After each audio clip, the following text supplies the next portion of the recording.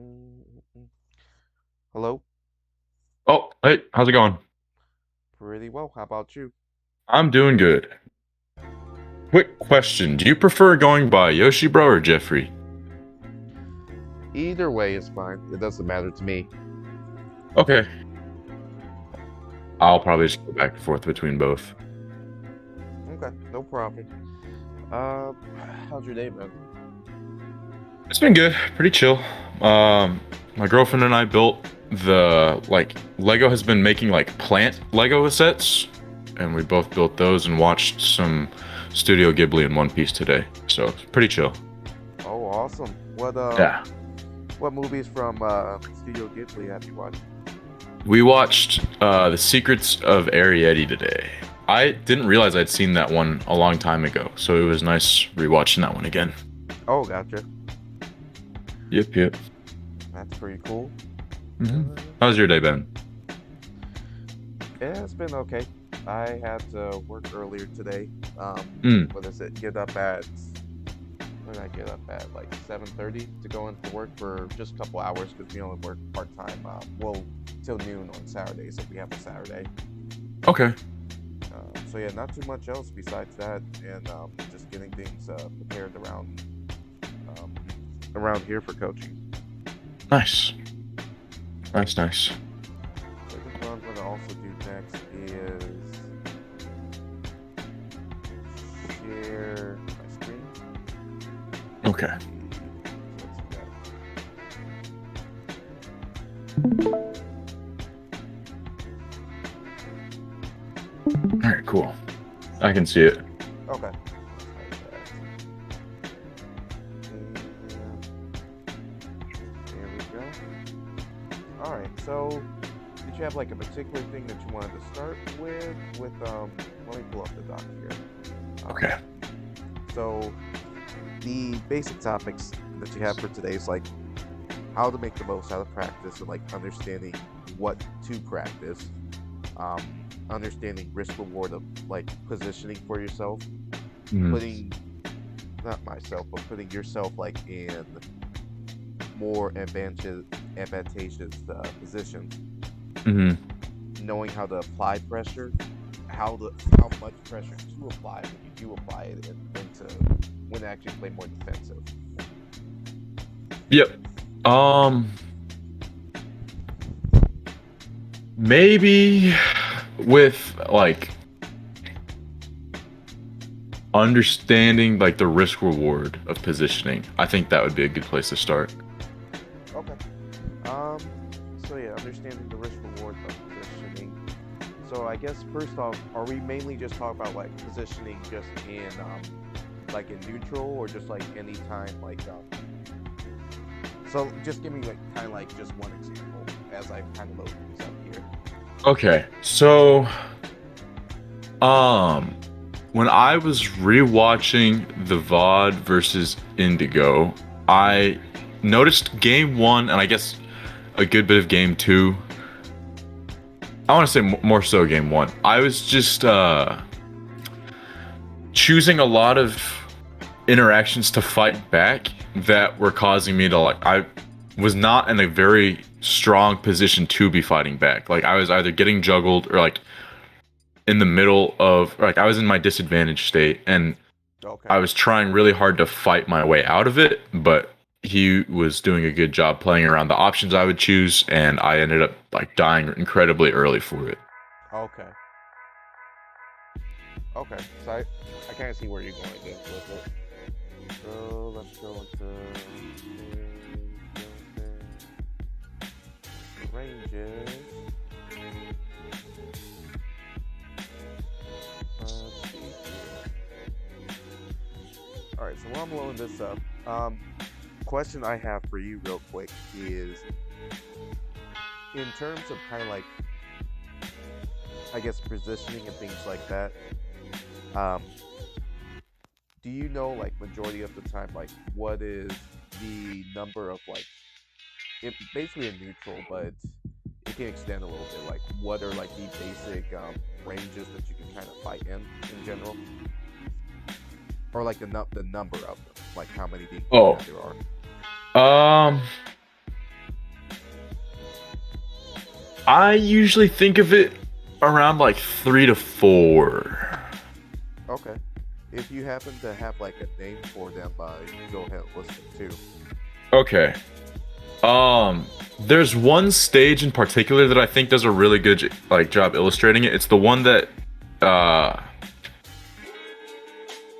I forget the name of the stage.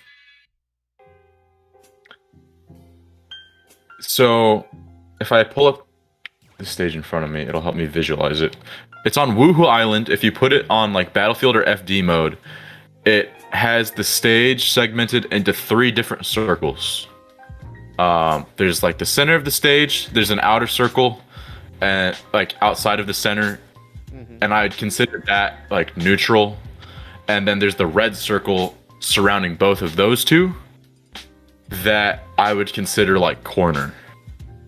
So you said if we set it to woohoo, but then you said like either FD That or Yeah. okay. So you see those 3 circles? Mm-hmm. That's kind of how I try to like think about positioning on stage. Typically, I think there can kind of be a fourth like. I guess there's also at ledge and off stage, which kind of so like. Okay. Well, yeah. I would say. Mm-hmm. Go ahead. I was gonna say like I think yeah, there's definitely those positions too. I was just kind of like thinking more like on stage, like in neutral. So I think this stage, for example, is a perfect example of it. So I'll use this instead of the stage I was about to use. Okay.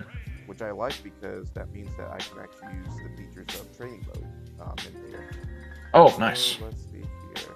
So let's say we grab Wow, and then I guess just for simplicity's sake, we just go ahead and just go with Joker. Okay. And then we'll run into the stage here. So you said like you primarily see that's like 3 or 4 based on like these areas here. Like this is an area, this Yep. white spot's an area, this Mhm. is an area. Yes, I would say that. Yeah. Okay. And what would, if you happen to say like what would be like names you would give like these kind of spaces? So, assuming both players are on opposite sides of the stage, standing in the white, that is what I would call neutral. Both players are pretty like equal, equal amounts of like stage control. No, like both players have to respect the center of the stage. I feel like the blue circle is center stage, which is what I would consider generally like the strongest part of the stage you can be in. Mm-hmm. Because you have the most stage behind you and most stage in front of you, Yeah. and your opponent has the least stage. Mm-hmm. And then the red circle I would consider like corner or ledge, depending on kind of like what's going on. So like if your opponent hits you off stage and you're getting off the ledge, I would consider that like ledge. And then like if your opponent is in the white circle closest to you or like at the center of the stage, I would consider that kind of corner. Like you're getting pressured in the corner. Okay. Okay. I like the examples that you kind of put there. Because it kind of paints basically that like these ranges can change easily from it's not always going to be static like this is always going to happen like it'll change statically from the moment that you move between ranges.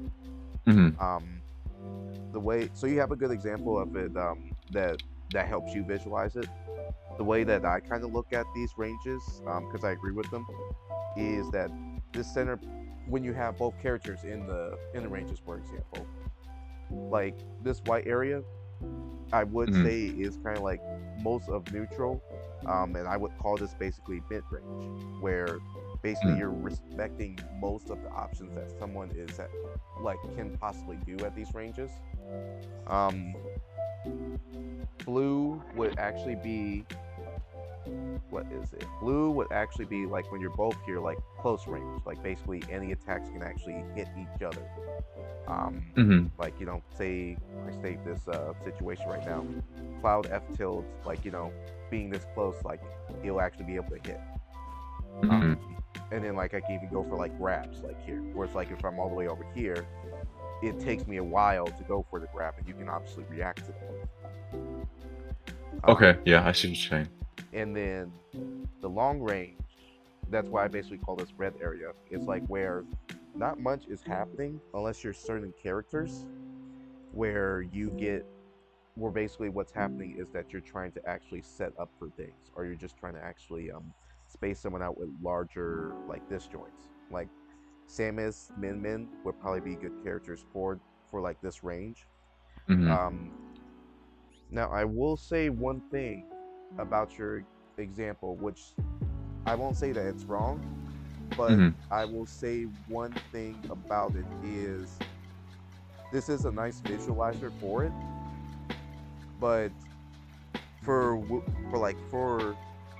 what I kind of visualize the actual ranges as, Hmm. range that we're at right now, I consider long range. Okay. Like maybe not completely long range, but I consider it like pretty not so much neutral. Um, and so I have a stage that I'll actually pull up here in a moment to actually show kind of what I feel the ranges are more like. Okay. Because it will change between characters, but most of the time, that's why I'm saying like the Woohoo Island is a good example of it. I Hmm. made just this stage just to kind of be, I think, a little more in general with most people on like what kind of ranges are. So let me load this up real quick, Okay. and then this might actually clear up maybe a couple of questions that you have about kind of the ranging here too. But let me load up our characters.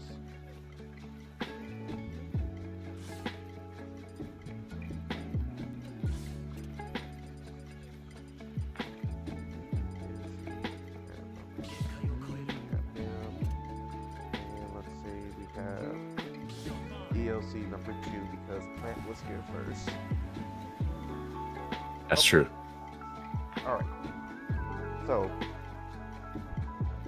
the examples that you're basically saying, they still work from Woohoo, Mm. but I just think like this state maybe just gives it a little more emphasis on like how the actual range works a bit more. So going back into the examples that we said before, like when we spawn in, this is basically like that. It's roughly the same like as the white space that you had before. Hmm.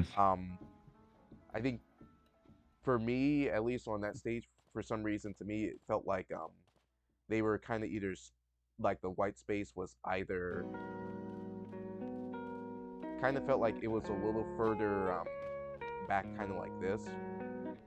Yeah, that makes sense. Actually, like, um, but yeah, just reviewing back through it, the like we were saying before, mid range. This is mainly just like the neutral space. This is basically where someone can run in and do something. Like I can almost run in and dash attack you, and that's fairly reactable from here.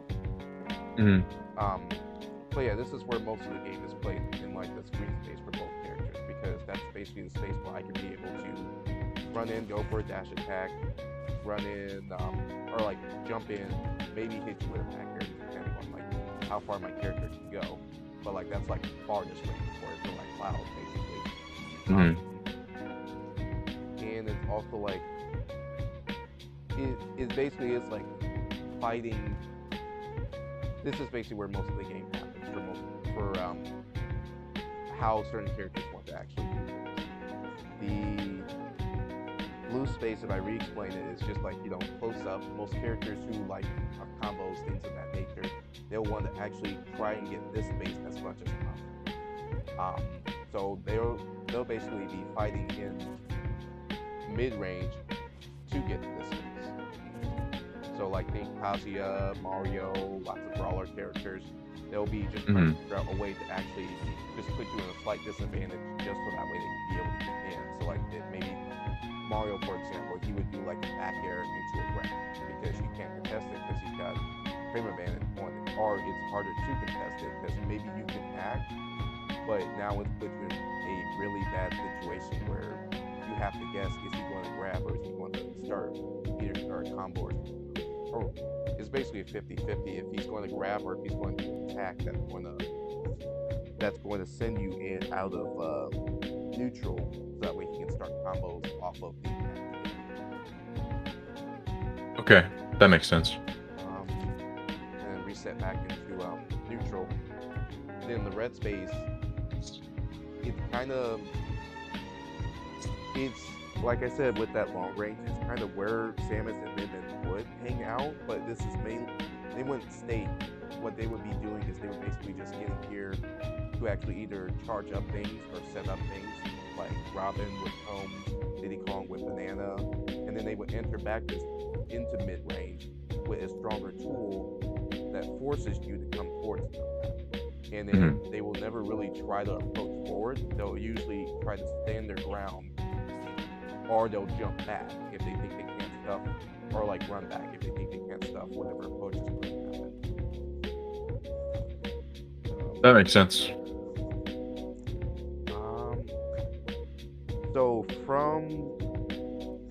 Do you have, before I go further, like any questions past that on just like those three ranges?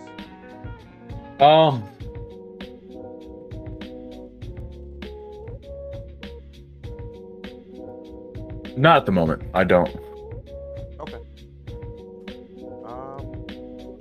So it's good you have that idea of like the ranges, so that you have, because like you said before, basically if you're controlling center, you're able to move forward and move back as much as you can.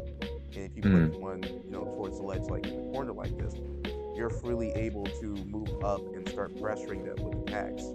And while they have to force their way, somehow get their way back towards neutral, in order to actually be able to play the game again or have more control over situations. So from your play, I'll swap over. There it is. So I'll swap back over to the display here. Because normally how these sessions go is that we would actually take a look at, like, either start like with topics or like take a look at the video. But since I thought this was going to at first be a one where I just took a look at it myself, I already had a couple notes on some of these things. Okay. So let's go into your match, start watching a little bit of it. Okay.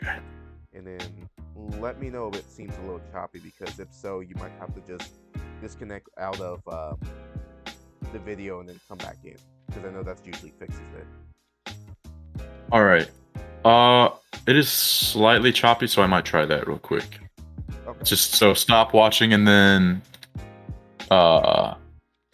where do I find this? This also helps too. I didn't realize that it was. Let's see here. Why is that like that?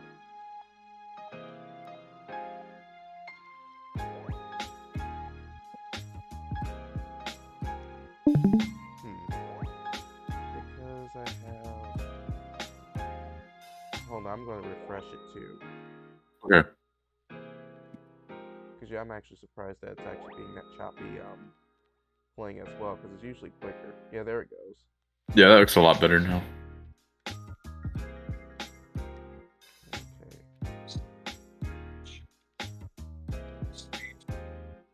There we go. All right.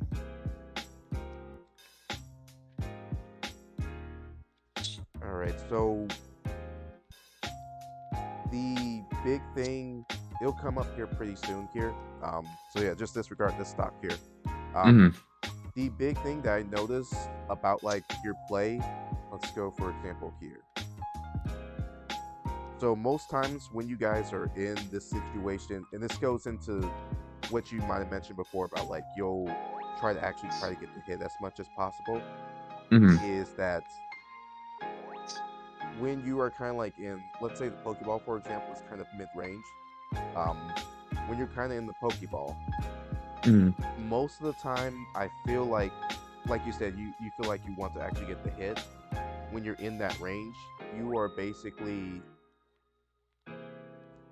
or you're probably not realizing that you're kind of like in the range. So you're going for like a big thing of trying to actually hit them, in order to get them possibly away. Um, because would you say that you're kind of a player that like would prefer in general that like you would want to actually prefer them to not be still close to you most of the time whenever you're Mhm. actually playing? Or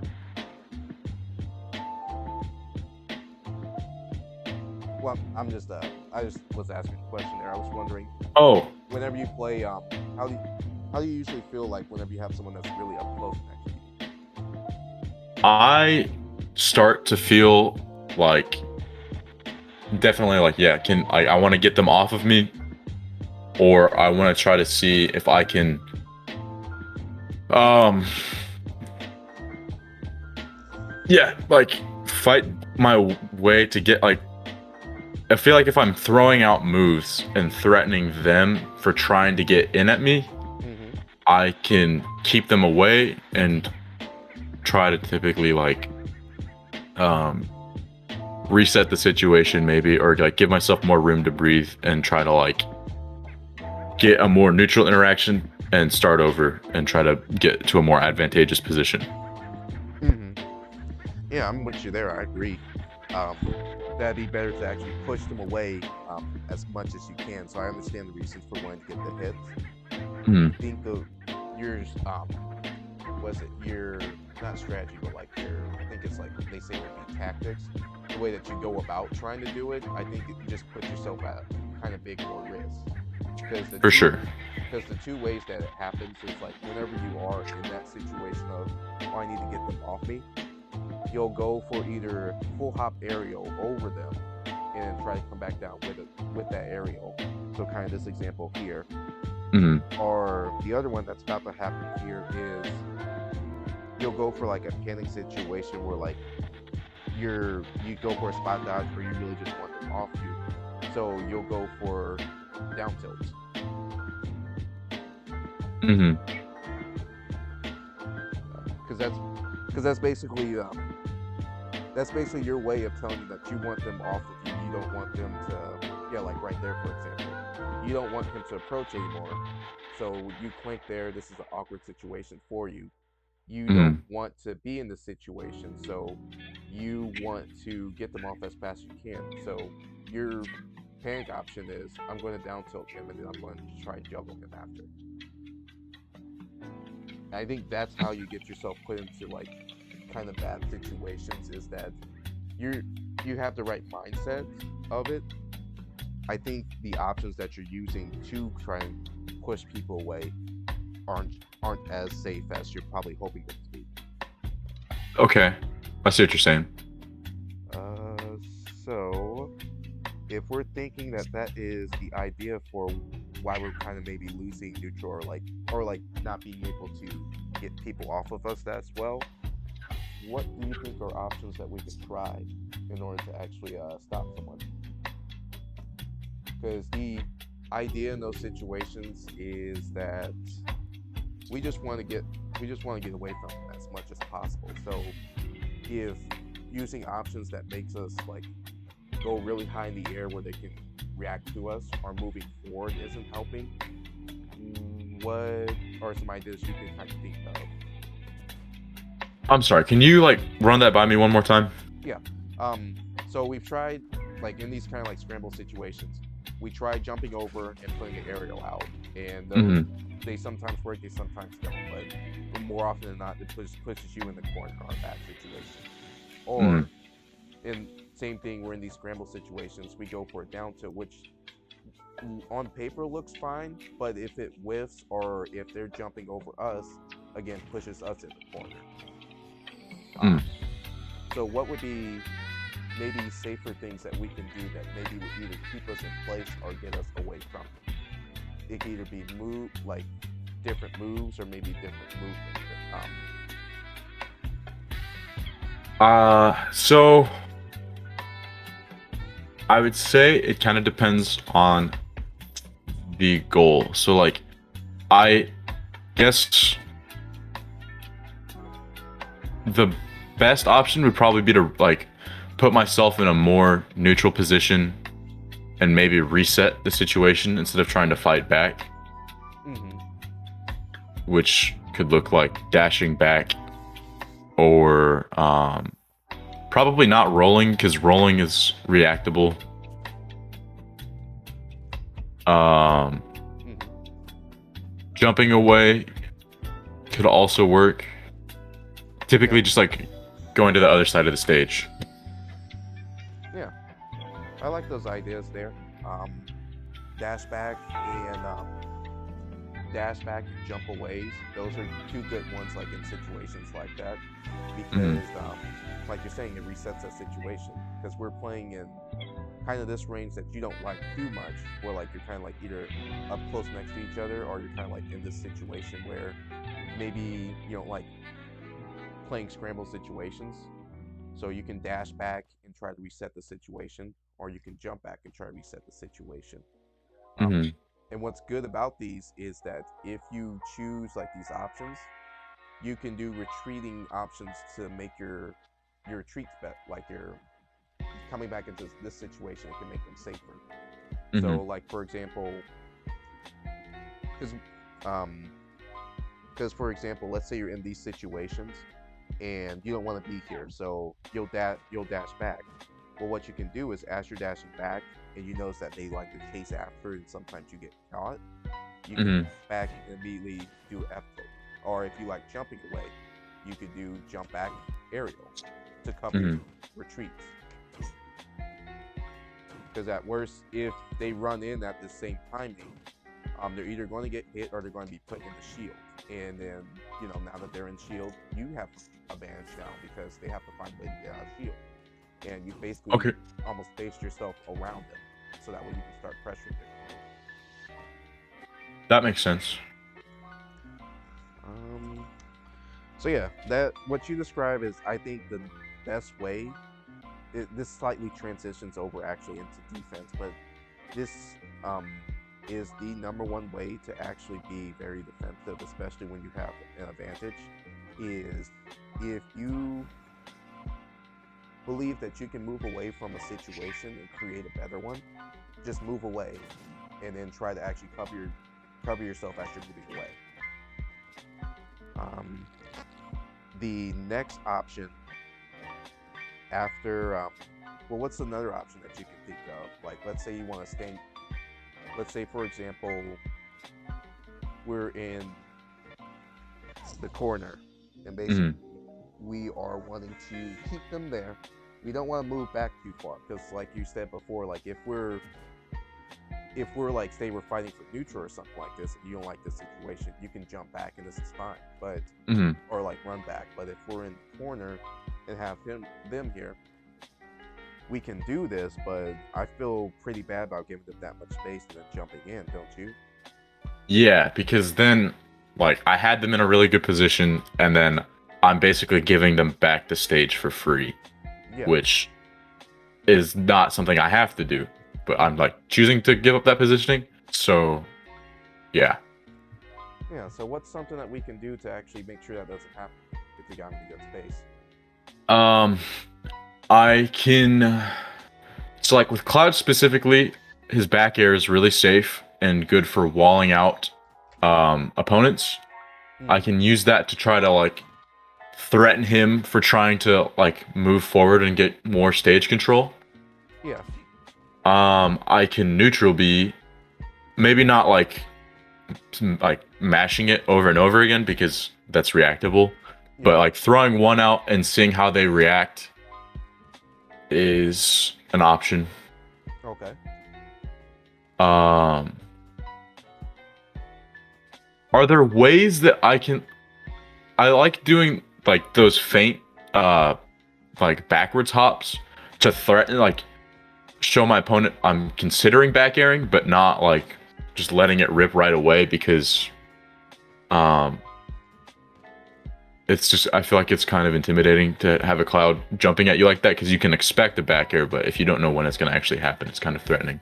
Mm-hmm. Um, so I was going to say, are there like movement options I can do besides just straight up dashing back and giving stage control that are threatening? And I guess that is one option.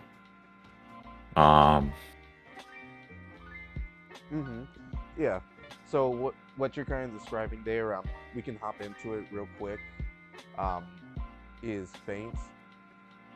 So mhm, like we'll go further into that here for the pressure, but it was just going to end up like the last bit of like defense before we moved on to it. But the defense things that you were describing before, this is the second thing that I would describe as the best thing to do if you cannot move away. If you can't move away, it's better than to put out a. So say we reset the situation. mhm, If you can't move away for some reason, like the same time you dash back and they're not reacting to the dash back, they're doing something the same time you dash back, it's better that you put a hitbox out before they can do their attack, and usually a fast one. mhm, So, say Joker likes to dash attack the moment that like you come into this range or like you're in this range, and you know that their dash attack always beats you jumping back or dashing back. Put out mhm, jab, because that's your quickest option. Um, mhm, or, for example, down your jab is basically down tilt. That's what you treat doing something before someone can hit you as, or like that there's going to be an approach. You'll down tilt it and then try to set mhm, up something from that, which works. The issue is just that, like we said before, what happens if they don't do that approach that you're wanting? Um, so if you go for that down tilt and they don't do that approach, they jump over or they shield. They mhm, now grab you or something or up smash you out of shield. Whereas if it's with a jab, you can easily, for example, say you just test the water and you think they're going to come up, you just jab once, and then if they don't actually approach in that situation, or maybe they're delaying their approach, you can mhm, delay your jab. So jab one, like jab two, three, or you mhm. can instantly go for it if you know they're going to come basically. But that seems a lot safer than trying to actually go for like a down tilt in that situation, because you can at least possibly take that action back. You jab, see nothing happen, and then decide to dash back. Or maybe you think they're just delaying their option, so you'll delay jab, two, three. Mhm. It's a lot less committal than a down tilt. Yep. Um, Okay, I see what you're saying. all right. And then just the last defense before we move on to the pressure is the one most people know about and resort to usually is well, the second one most people resort to is mashing, is what I call, most people call the second one. But the other option they resort to usually is that they'll just shield immediately, which means Mhm. they can bank on it, trying to maybe shield, because some characters like Cloud have a good option out of shield, like a to Yeah. pressure people who mess with your shield. The only reason I say this is the third option, even if you have a good out of shield option, is let's say we're playing a player who's good around shield. So they space very well around your shield and things like that. They basically put you in an awkward situation with not even shield. You can't beat them out because they space, like say this far away with an aerial, Mhm. and you can't hit them. Um, I call using shielding. Um, I call using shielding as like, it's if you don't know what's going to happen, or like you don't think you can't attack or hit anything, it's better to shield. But if you over rely on shielding as your way to punish people, you're Mhm. basically trying to say that you're basically relying on your opponent to make a mistake, which is you're relying on them to um, miss space so you can grab them out of shield, or you're relying on them to miss space so you can up them out of shield. Mhm. So we can't rely on people to make mistakes in order to actually punish them. We should rely on our own skills to actually. Okay. I That makes sense. I haven't really thought about it like that, but that's a really good way to phrase that and like think about that, I think. Okay. Well, yeah, of course. I Yeah, go ahead. I feel like I rely on shield quite a bit, which like it makes sense as Cloud because like you said his up B is really good out of shield. Hmm. Uh Yeah, and if they, but yeah, like they said, if they miss space and things like that, then by all means, you know that you can just get a free up B out of shield or a free grab because they're not the best person when dealing with shields, then yeah, go right ahead. But it's also, I've noticed specifically like in bracket, when an opponent is playing at their best and like is spacing around my shield, which has happened to me a couple of times, is I tend to over rely on that. And if I don't get the up B because they did a good job playing around my shield, then I'm putting myself in an even worse position than I was before.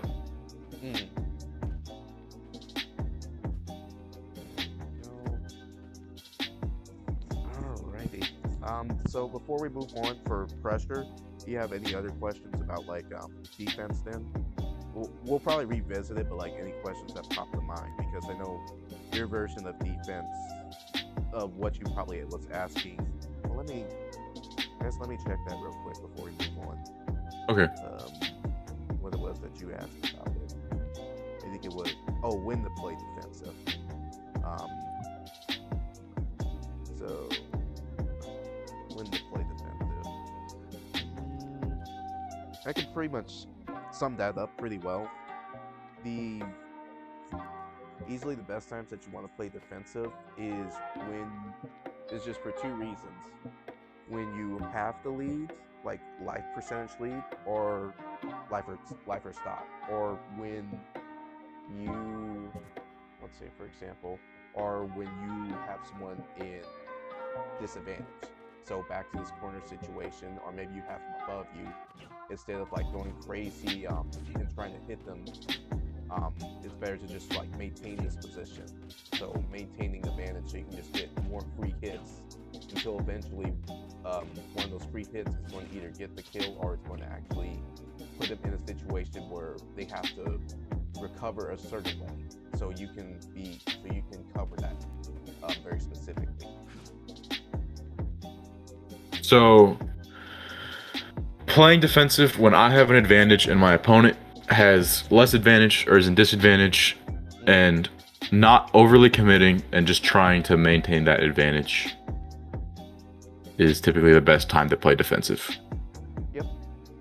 And you can easily see it from I've told I've talked with Danny about it, and we both agree. You can easily see this in the way that Leo plays any advantage state. Because if he has, especially the ledge, like if he has someone at the ledge, usually the flow chart for him is that he will pressure ledge. Like say he's playing with Joker, he'll actually pressure ledge with Nair, or he'll use a back air, and then when he feels like something is going to happen, he's going to then jump. He's basically going to jump and retreat and do a back air, or he's going to run back towards roll distance, because he wants to maintain you in a bad situation. So he's going to first pressure, go towards the easiest way for you to get back towards center stage, which is usually roll, and then as he's rolling, he's going to cover it, and then if you didn't roll, then you're still in the corner, so he can start pressuring back in roll distance, which is a good distance from him. If you did roll at the same time that he did that, you got pushed off stage, and he still has you in a good situation. So regardless if you did or didn't roll there, he still kept you in the corner by waiting to see like when you actually did an option, and then went back to try to cover it with a equally safe option that lets him not be punishable. I'm gonna just reiterate what I heard just to make sure I got it. So like, he's got his opponent at ledge. He'll threaten with like a nair or a back air to like just apply pressure, and then sort of he'll back off and throw out another like safe hitbox to either react to their roll or their ledge get up option, and then he has repositioned himself to still be in more an advantage and his opponent still be in corner. Yep. Okay. Did I miss anything in that, or did I get that? Okay. No, you got a spot on there. Okay. All right, that makes sense. to pressure there, so we were talking about pressure in this situation before, where you're talking about how you're wanting to pressure someone and do like say back airs and things like that. Mm-hmm. Well, if we use this stage again, a little bit, the other thing, so if we go back into like being in like certain ranges, this will bring up actually the next thing about like how you handle the mid range here. So I'll swap over to, let's see, I'll swap over back to this, and I will swap back over to the match. Okay. There is, I'll look, because we got a timestamp. Can I see verse range there, verse range? I think 136 is what I had. So let's pull this back up.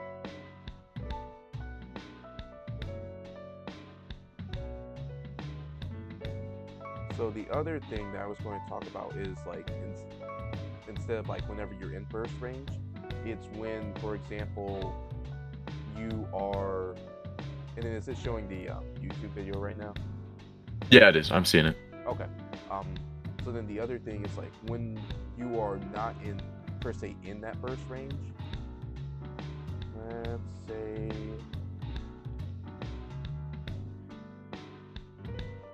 Okay. I think it happens actually later than this. Probably in another match. Because I'm pretty sure it happened in this last game too. But what will normally happen is that when you're not per se in long, like mid-range, when you're approaching that range, you'll usually try to jump in and to test that range, which is usually good. I think because you're doing it from long range and they're also coming in from long range as well, what happens is that you probably overshoot how much you're committing to trying to keep the space. Where is an example? Thought I had it saved here. But it's usually happening from you using a down there or you using a near to try actually begin to contest it. Let's see. So I think he knocks you over here.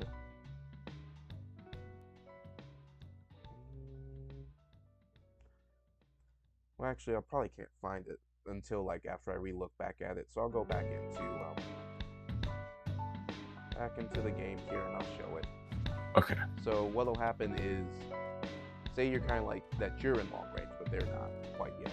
So you'll probably be right here, and as soon as you get into the green, like this range, you're going to jump in and try to land on top of them and actually hit them with the attack. So you'll jump down there, or jump, try to nair, and contest that space. Whereas it's the right idea.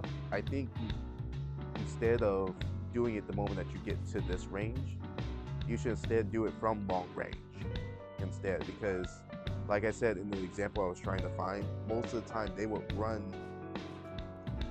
If I push Joker, let's say back, like say right here or something, by the time that you're jumping in, like right here, you're jumping right on top of them, and they can just easily like anti-move at the same time that you're running in trying to actually hit them. So I think the jumps, will probably work better if you would do it from here and jump in, because you're basically back in like mid-range playing neutral, but now you can make your approach back in there safer because you're jumping in from a lesser distance, so there's no way that they can actually hit you while you put a hitbox there. Compared to like doing it from like this distance and trying to actually always hit them.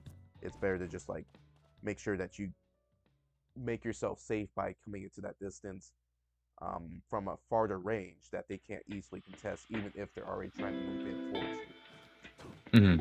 So fair, or from the ground, F tilt, or back air. So what I typically do is, so like, I'm just gonna like rephrase what you were saying just to help. It helps me process stuff if I like rephrase what you say to me. Right. No, that's perfect. That's usually how it works perfectly when you do that. Okay, so what I do is I will run in and try to like land on my opponent with an attack and like hit them wherever they're starting. Whereas if I like try to get to the neutral position and instead of landing on top of them, just get to a neutral position and put a hitbox out, I am making it harder for them to get into me and sort of like making my approach to neutral safer. Yep. I call it one way like to call it is kind of like like train theory, where basically if you look at your character as like if you look at your character as the train and your hitbox as the like you look at your hitbox as like the crossing, what's basically happening is, let's say for example, you are trying to get, like let's say you're trying to get to the blue space, like this is the cross, like this is when the train will actually arrive. And what's going to happen is as you arrive there, the crossing, which is your floor there, that's going to come down before you even show up, because that's what trains do. It normally is not going to come down the moment that the train is there. By then, once on the track, that'll be too late. So, because that's what's basically happening, is that you're doing it too late, and you're getting, and you're basically trying to hit them with your body instead of like the hitbox at that point, since you're going to be too close. So, you want to put the hitbox out before you even get to the blue space. So you'll probably, so instead of changing it from right here, let's say that now it'll be okay to actually jump in from like green space as long as you're doing a short hop instead. You want to jump in and boom, we're in the blue space because we jumped from like slightly right here. And the hitbox was out there before we arrived ourselves, or basically. So there was no way for them to get to me, and the only way that they can get to me is by either doing something like rolling past, and if they roll past, well, on reaction maybe you can get them, or they jump over, or they have a shield, and then if you basically spaced yourself out to where, like we said again, they, like the example when we said that you can retreat and do an aerial, they basically, if they shield, then you put themselves in shield pressure situations while you're spaced out.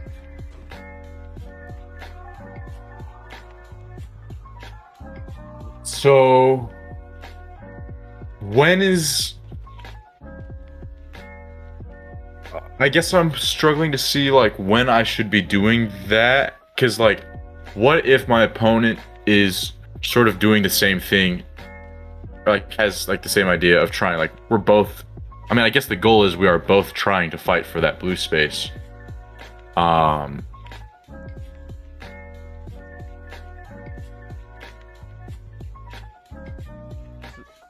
So I guess your question is like, when would you say that? Oh, excuse me. So when would you say that it's perfectly fine to try to, cover your approach as you're trying to get in? It's basically just like this long range. So like this normally happens because like even if they're trying to do it the same way, you can do it to cover yourself at least, or if you feel like that's what they are actually going to do, you can try to hard read that and try to maybe come in and parry it, or try to hard read it by putting out an attack that has longer range or beats out what they usually do to do that. So like for example, they know that you try to come in and do fair, or like you try to come in and you try to do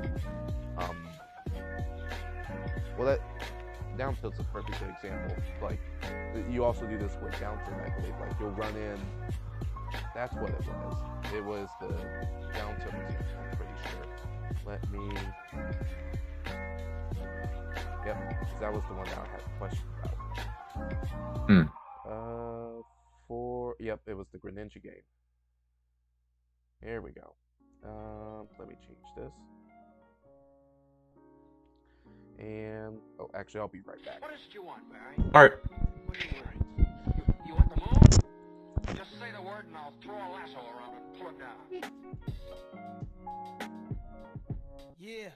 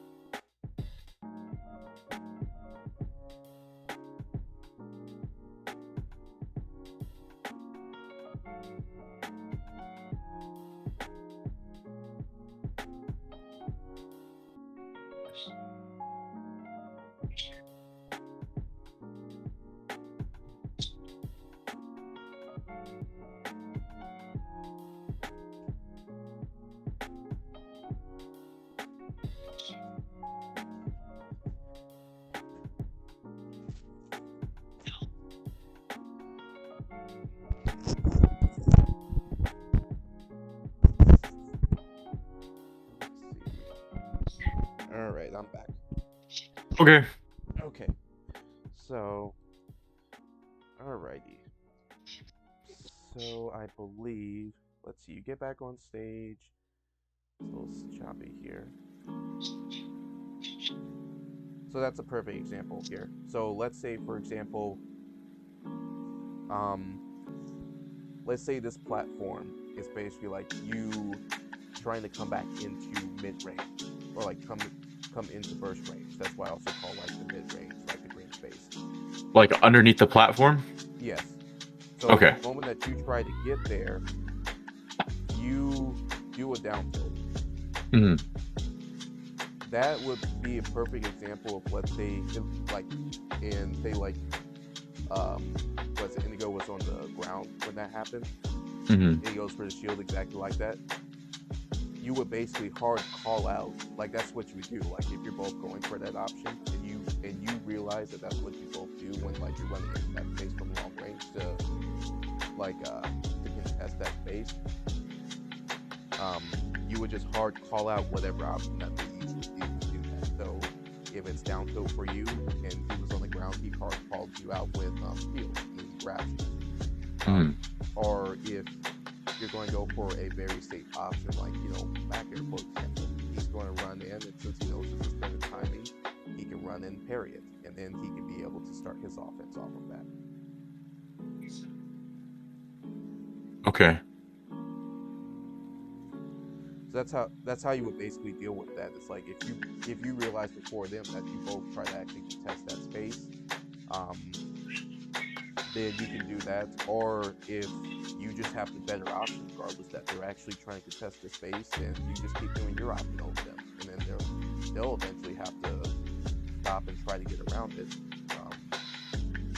If their option that they're doing is all exclusive to yours.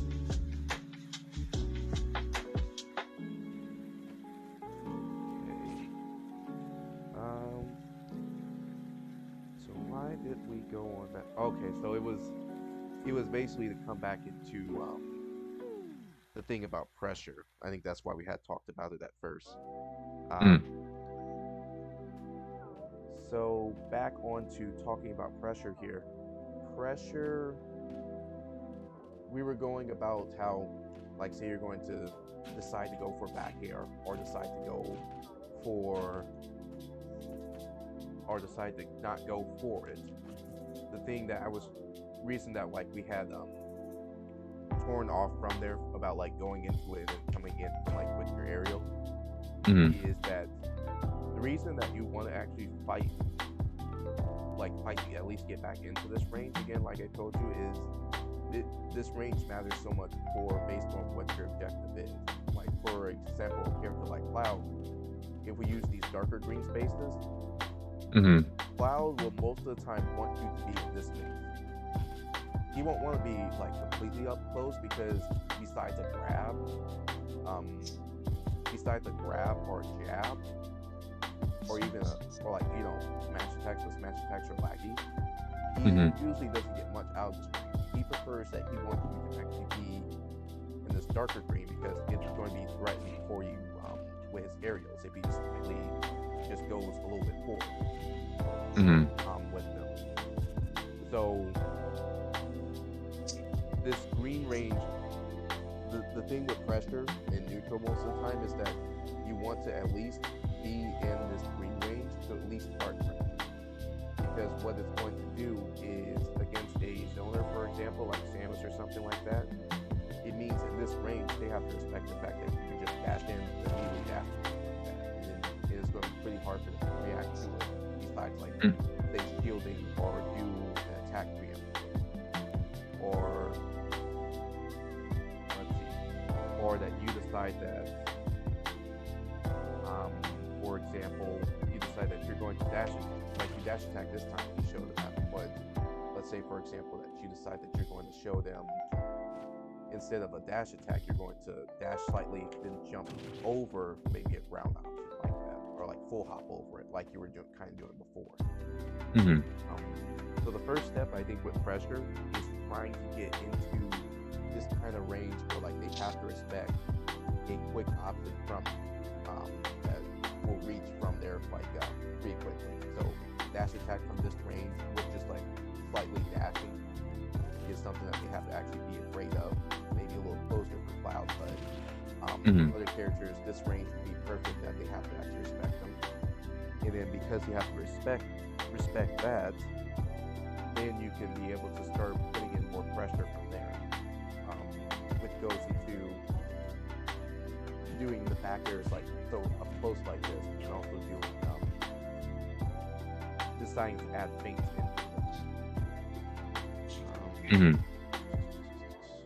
So pressuring is playing in the space where, like, generally for Cloud mid-range, where I'm like throwing out safe moves that are threatening the part of the stage they want to be in. Or, yep, being in the state in like the area that they are wanting to be in, or keeping or like threatening out to maintain the space that you want to be in. Because like we said,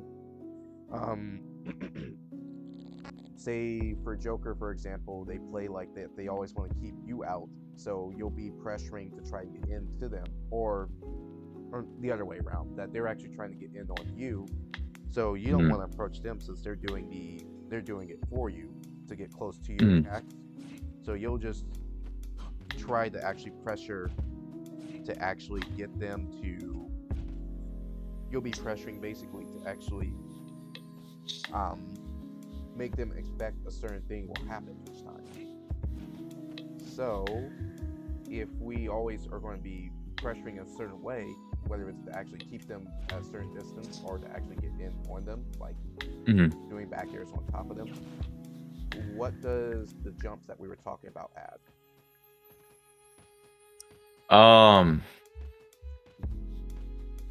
It makes it harder to like react to that pressure because they don't know if I'm like bluffing a back air or if I'm actually going to like throw out a hitbox to threaten them. And they have to play a little bit more slow, or like, let's say I'm like about to throw back airs and I'm feinting a bunch of like short hops. It would make sense for them to either like play carefully and either like shield or choose to play more evasively. And if they shield and I'm not actually throwing any hitboxes out, their shield's shrinking.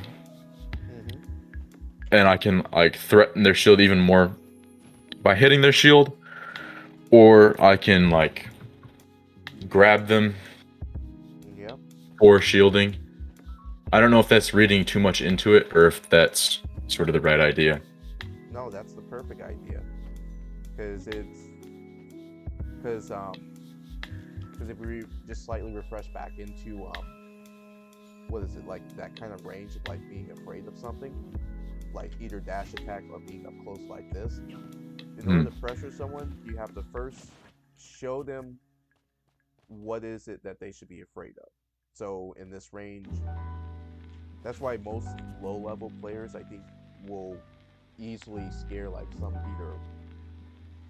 I think most low level players can easily do pretty well if they're at least just doing this one thing where like they're just like they're just 50-50.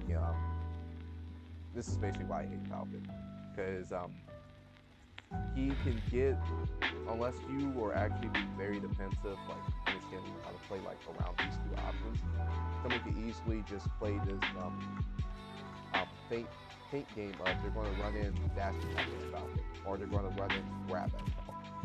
Because most people, when they know that dash attack is coming, they're going to shield it. And because you're going to shield it, what comes after Embiid's shield is a grab. So, Right. But because you showed the dash attack at first, that's what made them afraid of. That's what made them afraid to actually do something defensive like that. So if you started with the grab first, they're not going to be afraid of,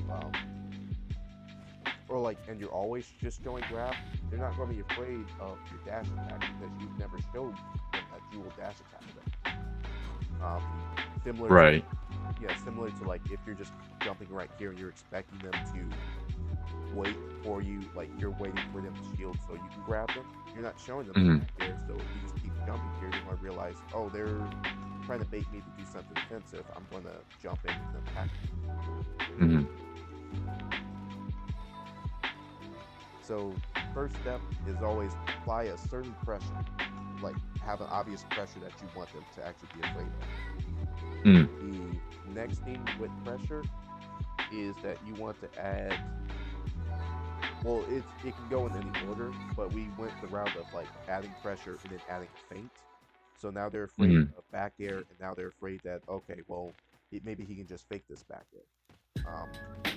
Now, if we're trying to actually get into this range in order to do this, like in order to play this mix-up of it, we can be able to come in different ways. We can be able to mix them up even further to make them overthink it by coming in different ways. So say we're just going to run, we can decide to come in and decide to run in and like do an aerial, back air for example, or we can decide to jump in from a longer distance because they're expecting us to run in and do the back air. So adding variety of ways to come in and actually accomplish the same thing that you're wanting to do is going to further make them confused because they don't know, is he coming from the ground, is he coming from the air? That will actually force them to play even slower because they can't be able to cover both the ground and the air at the same time unless they have a really good vision point. So they have to commit to one or the other because if they guess wrong on what it is that they're trying to do, they'll either have to be forced to be defensive now, or they just get punished at that moment when you're coming in at a different time. Okay, so I kind of got that. So I think can you run that by me one more time? Yeah. So we talked about how basically, we show the obvious option to put the pressure on, and then the other thing is that we add in small little feints so that way once we get them to start being afraid of the back air, maybe they're going to start being more defensive so we can go in for grabs, or we can go in for something that's different, like maybe we'll change up the timing and we'll go in for like a cross slash if we got them that afraid and they're not shielded, they're actually just waiting there for the back air to try and parry it. So maybe we can go for limit cross slash now. So getting more mix-ups. Yep. And so another way that we can add just more mix-ups is changing how we approach in on certain things. Usually when we're actually when we're playing against an offensive person, we can decide to run in from the ground and then come in and do the back airs. or we can jump from a longer range, kind of like that you're doing before, and then start the backwards from further range than they were expecting, because they were trying to actually deal with a ground approach instead of jumping in. And so them focusing on the ground more than the air gave you more time to come in and be able to do this, than if they were actually expecting you to jump in from the Mm-hmm.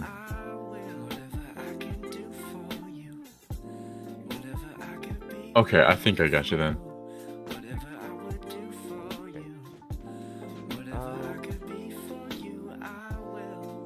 Is there I'm trying to think of, is there anything else I can add about this? Because the other thing that I was going to add with pressure is kind of timing of things too, which basically I already had said, like, instead of doing a back air like a back air at the same timing, you can mix in either another attack at the same time that has different properties to it. So say instead of back air, you go for, cross slash at that moment.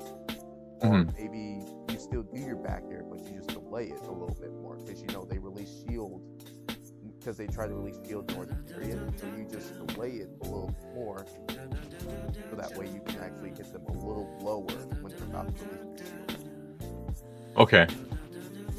To mess up their timing, because then now they're afraid of, well, I don't know when they're going to actually throw the attack out now, so I have to maybe can't shield or something, or maybe I have to do something else. By the time that they're thinking through all of that, you're already on the ground.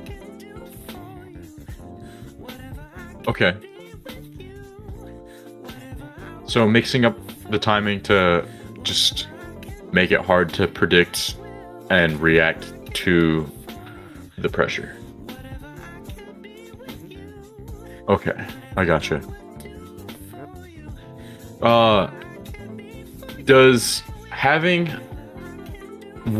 I guess it depends on the flowchart, but would having a written flowchart sort of help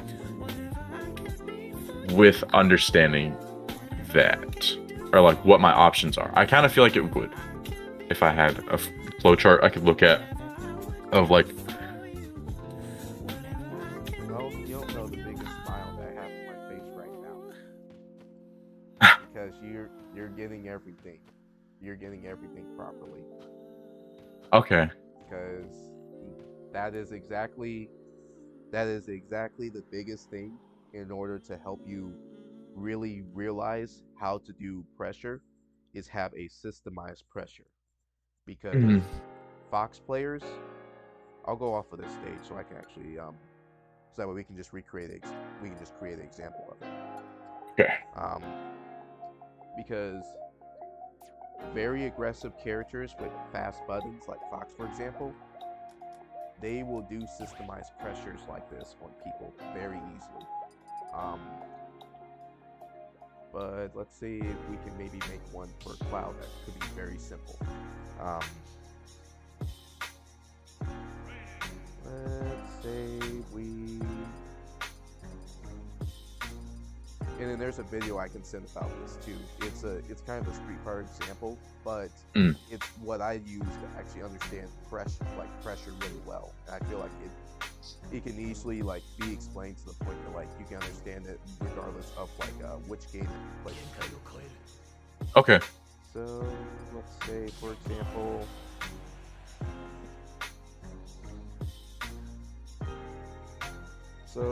we wanted a flowchart example for, we put Joker in Half-Life Shield.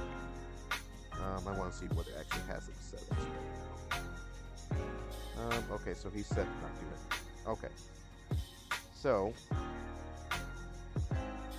let's say we'll create a flowchart.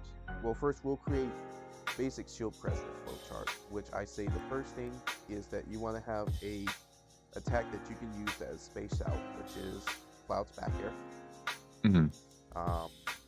And you can do the same thing with other types of flowcharts too. But let's say, for example, we have Cloud's back air. We want it to be able to be spaced because, let's say, for example, what is it? not escape targets. We want him to mash grab. Oh, okay. He probably did it after he was released. Okay, so we want something that's spaced because obviously, like we said, if we don't space, if we don't actually space against it, like say like on a different option or a slower option, we could probably get grabs if we actually don't do it slow. So obviously it's a lot more safe. Like this is a move that's a lot more safe that we can spot dodge or something, or even like cross up. But we basically want this, regardless of what character that we play. We want a move that we can be able to space like that. Maybe, well, let's do it with fair instead, because I think if we space, like if we have an unspaced fair, he could probably grab us. Yeah, because I was trying to actually shield there, and I don't even think that came out. Well, now I'm going to try spot dodge. Oh.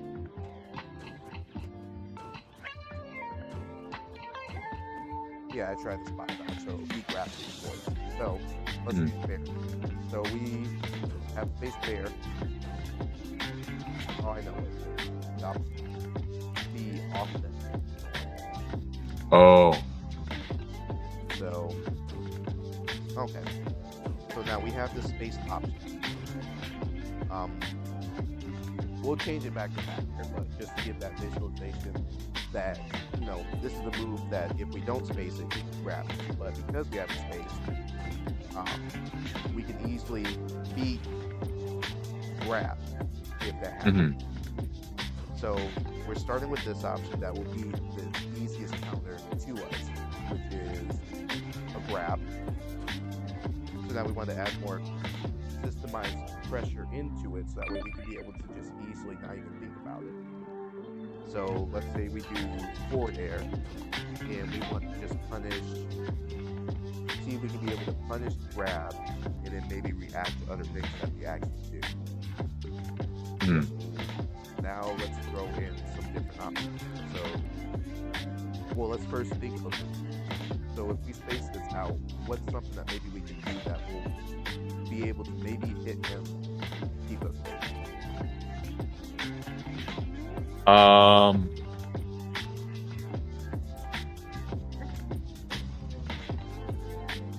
I was gonna say cross slash, but it's kind of laggy. And I feel like you do have to get kind of close for cross slash.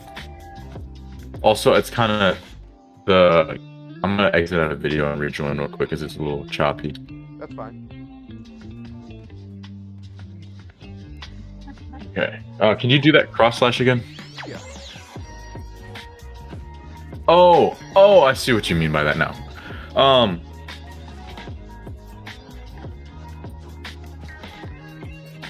The maybe dash attack. Okay. Yeah, we can do dash attack. So, and then we know that cross slash can work. It just has to be slightly more spaced, but that can be something that can work. Or maybe it has to wait because we have to wait for their hitbox to actually come out.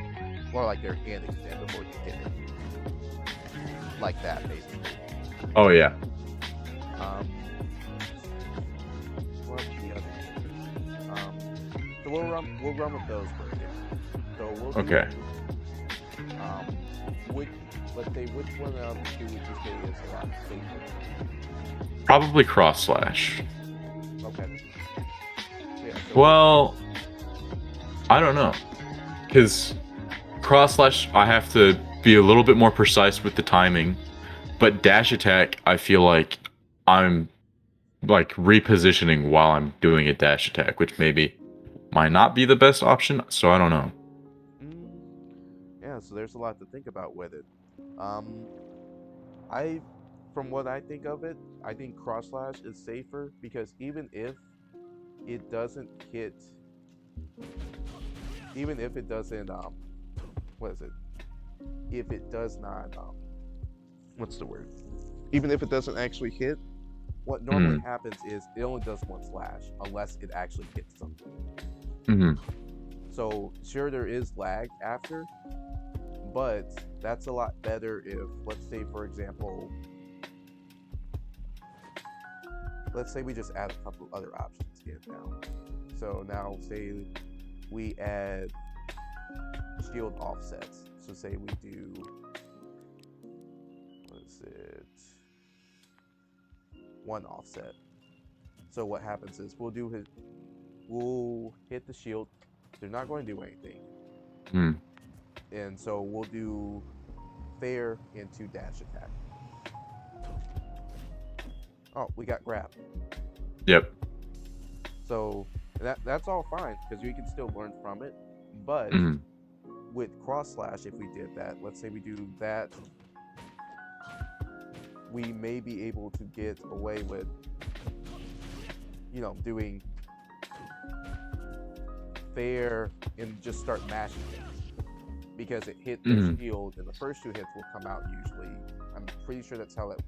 Well, I'm not too sure how that works actually with it, or cross slash on shields.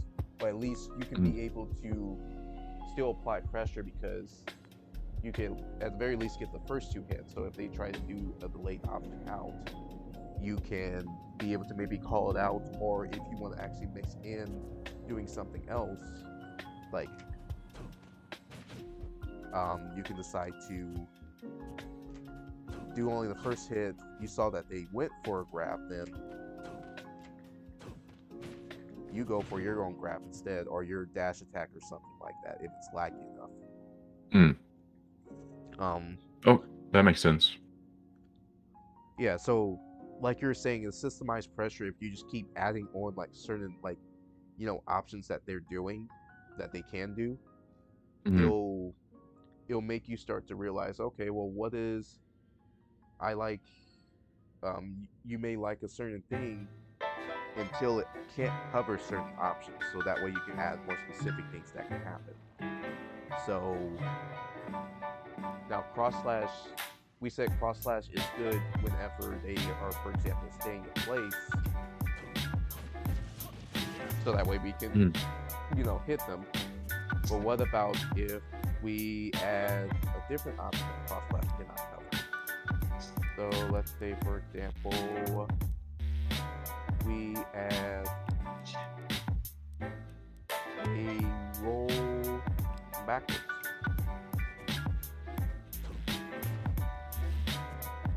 So now, Okay. So now cross slash can't cover it, but if we change the offset back here for a moment, actually it'd be better if we could actually do this as an example on 0. So see how they got away from the situation because we dash attack and cross. We know this from our regular systematic game plan that space fair into cross slash doesn't work. We didn't get punished for it, but and they were in the worst situation. But maybe they're at a higher percent, so maybe we could have killed them or something if we know that that's what they do. So what if we swap in now? We go for our fair into dash attack.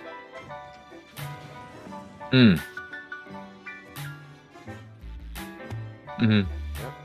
So now we could add a specific thing that we can add on into our systemized pressure in order to punish what our general can't do, that we just autopilot.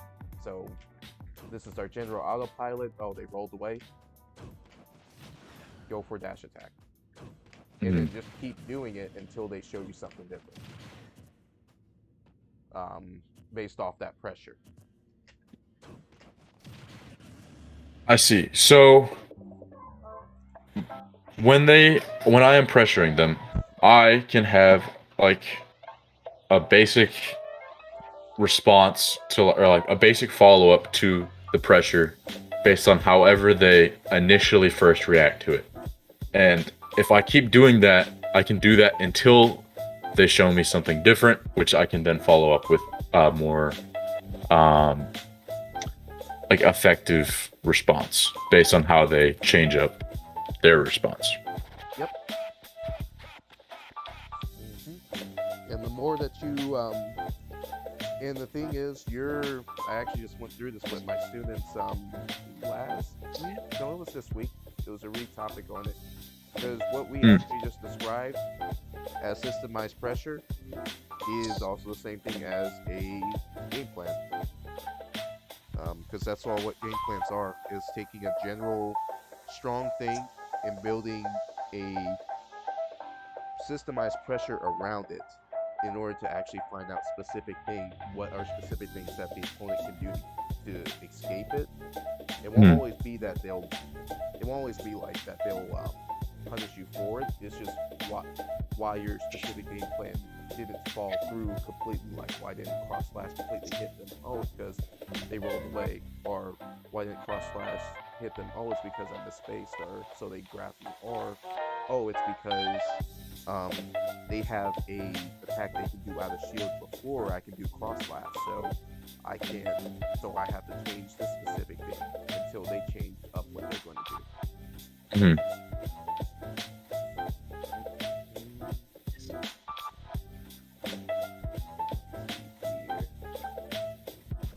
Do you have any like resources for?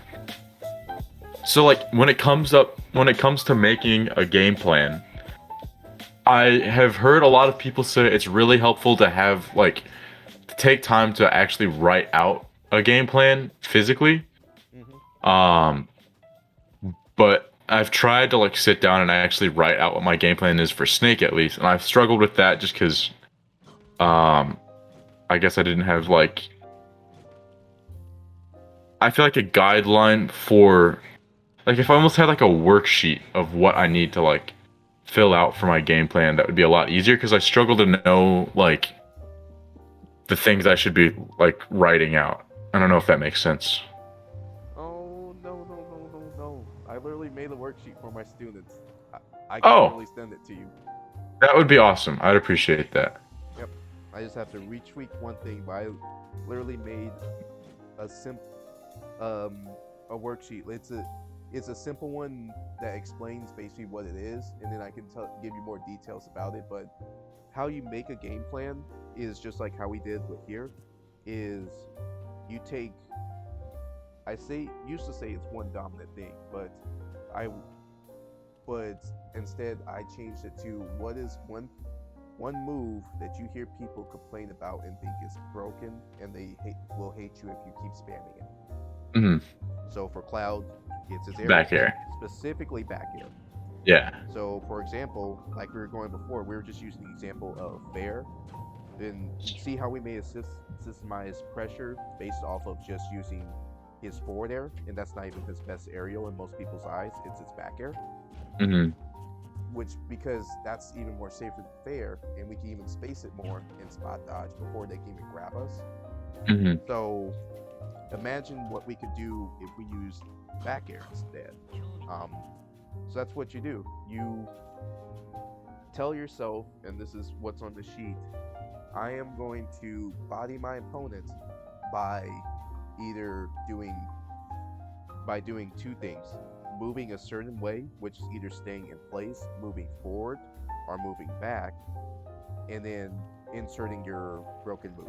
So I am going to move forward and spam back to buy my opponent. Let's see what happens. Oh, it keeps hitting. Keep doing it. Oh, it's not hitting. Well, why? It's because they're rolling away out the shield. Okay, so then you just rephrase it to, I tried buying my opponent by running forward and doing back air on the shield, but they rolled away. So I'm going to instead punish it in a specific way. So I'll either change that before I do the back air, I'm going to fake it by jumping in, going for the grab, which is what we talked about with pressure before. Or if I think they're going to punish me for trying to go for the grab, I can punish what they're going to instinctively do after I back air. So I'm now going to body them by back airing, immediately dash attack.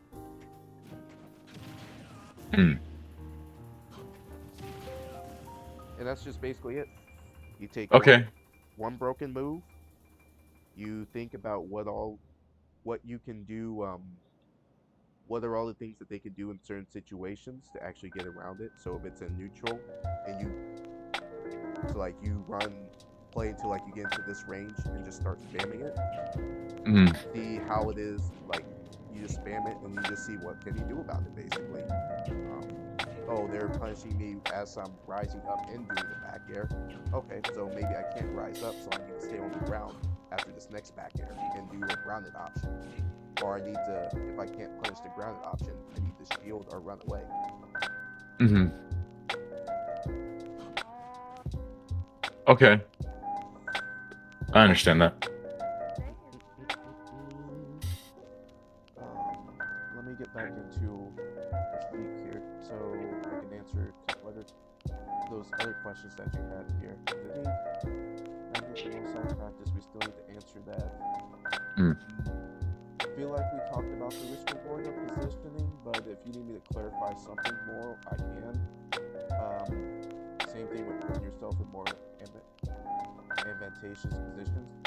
Mm. We basically just finished talking about how to apply pressure. Mm-hmm. How much pressure is? I'll tell you this: there can never be enough pressure. The only time that you shouldn't apply, well, the only time I say you should not apply pressure is when you overpressure. Which the only time that you overpressure is when you put yourself vulnerable to getting hit. So that's anytime you're vulnerable to getting hit is when you actually push your body forward too much, away from center stage. So whether it's push your body forward to try and get a hit, that wouldn't make much of a difference if you got that hit. So if we go back to in game and use our example of doing back air or forward air on someone's shield.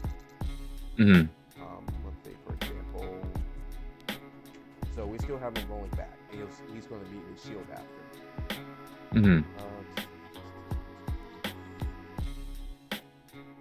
Let's see. He may not do this properly, but we will see. Let's say for example,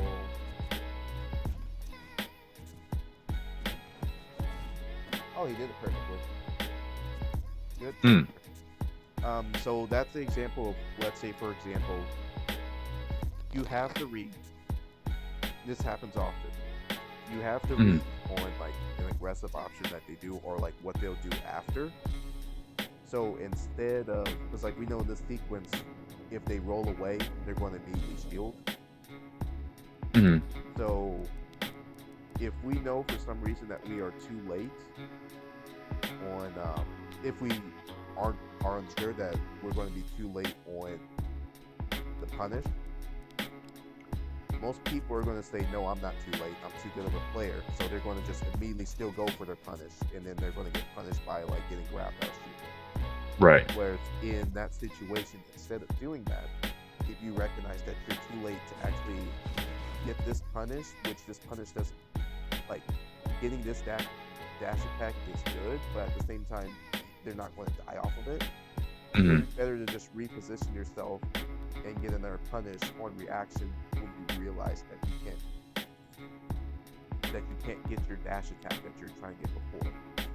So instead of trying to go for this dash attack because you're realizing that you're going to be too late to get it, it'd be better to just back air, try to reposition yourself again in order to actually put more pressure. That makes sense. So that way you can then maybe go for the hard read next time. Okay. Yeah, I see what you're saying there. That answers my question. Okay.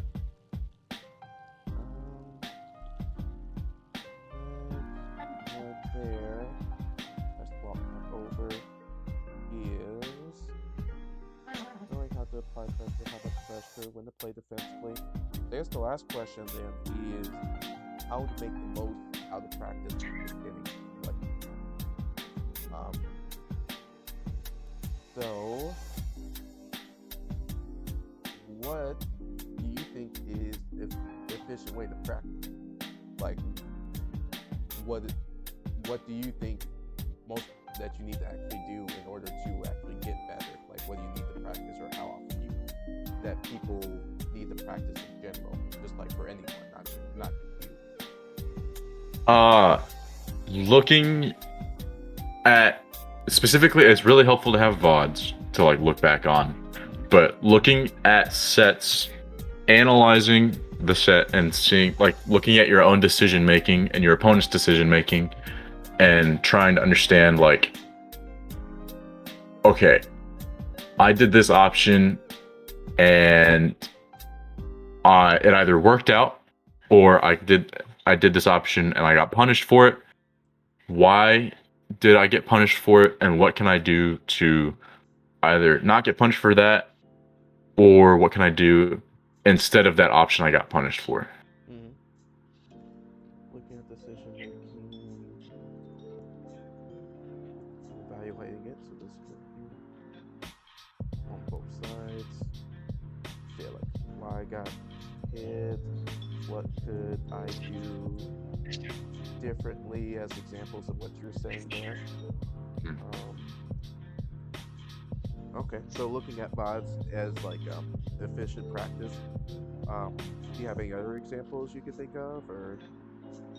I think something else I do, or I feel like I do, is trying to like look at existing strategies and be like, maybe trying something differently and forcing myself to consider um like different strategies instead of not, and trying not to get like super caught up in like, this is the one and only game plan. Yep. That could, oh, go ahead. No, you go ahead, because I think you're going to say what I was about to say too. Because getting caught in the mentality that one specific game plan will always work out is not very good, because if your opponent ever decides to adapt to that strategy, then your one and only game plan is not going to work out anymore, and it's going to be really hard to deal with that adaptation. And if you want a perfect example of that, look at Melee. That game's competitive scene has been going on for how long has it been? Since I want to say in a fat minute. Yeah, I was about to say it's been going on forever. Like since like 2001 was when it released, so it's been going for 22 years now. I'd probably say not 22, because probably not like from the jump, but basically you get the idea. It's been 2 decades. Yeah. Constant like evolution of strategies and things like that. Like the perfect example is, I think I don't know if you know too much about Melee, but do you know the Cheek player Jamoe? I do. He won major just recently, and they said she could never do it. The meta has been solved. And the thing is, with fighting games are never solved. Like, it could be solved, but the thing is, there's so many variables to consider, so many things that like humans themselves can and can't do, that there's no way that in different strategies that come up, that there's no way that a fighting game can be solved. The only way that a game is solved that's a fighting game is if every single player stops playing. Then you have set in stone what happened, because no one else is willing to go back and prove it wrong. But if the game is still active and there's at least 2 people playing, the game still, even if we don't know where they're at, that meta's still evolving. That is a really, really good way to look at that. I like that quote a lot. Don't steal it from me, because I just made it. I won't. No, it's all right. But yeah, that's how it basically is. And I can tell you this: the other thing is that most people say that the meta for Smash, like for Ultimate right now, is basically at where it's at because there's no more patches. The patches aren't going to define it. It helped like change things dramatically. But now that there's no more patches and the game is where it's at, it's Mm. it's still not going to be solved, but it's going to be at its current state where there are there will be existing strategies that you can use for quite some time, or will be more relevant or useful compared to how they've been in the past. Hmm. Um, so that's why it's a perfect opportunity for those who really like honing in on things to actually stay and play Smash. Um, at least play Ultimate, so that way they can be able to define things and find things out. What is it? Efficient practice. But how did that come up? Because it was looking at mods, evaluating things. I actually can't remember why that popped up here, but what you had listed, I think, worked. Oh no, it was because you brought up like if someone just uses the existing strategy and they just call it a day there. Yeah. So that's why looking at VODs and evaluating them is very good efficient practice, because it lets you look back at certain things in order to actually to see what are things that can be improved on. So if I had to ask, if you look back at the VOD, do you try to grab everything from the VOD at that one moment? Or do you say you look back at it and you look for certain things and then you look at those and just try to research them or practice them? Yeah. So I've tried two different ways of VOD reviewing. I found one to be a lot more digestible than the other.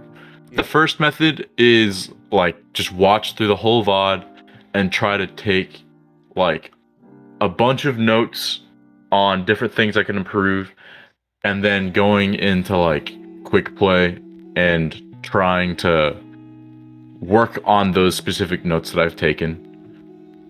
Okay. And I found that to be kind of overwhelming and hard to focus on, because like if I'm working on all of these different elements of my play, it's really hard to like actually like focus on all of those different things. Like let's say I take 5 different notes on things I can work on and I'm trying to do that in my play. It's really hard to focus on improving all 5 of those different things in my play. Yeah. And so I typically end up not sticking to any one of those for a very long time and just falling back into old habits. So what I found to be a lot more effective is looking at a VOD, finding one specific thing to improve upon, and going into like quick play or an arena and focus on one of those things in particular to make it a lot easier to focus. Yeah, I don't know why you basically just told me everything that you need to know for practice. Yeah, I guess I can sort of feel like discouraged when I'm doing those things, because I don't know.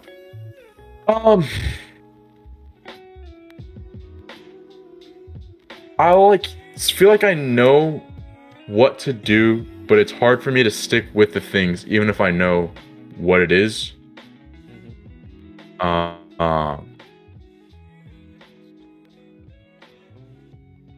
Yeah, I don't know.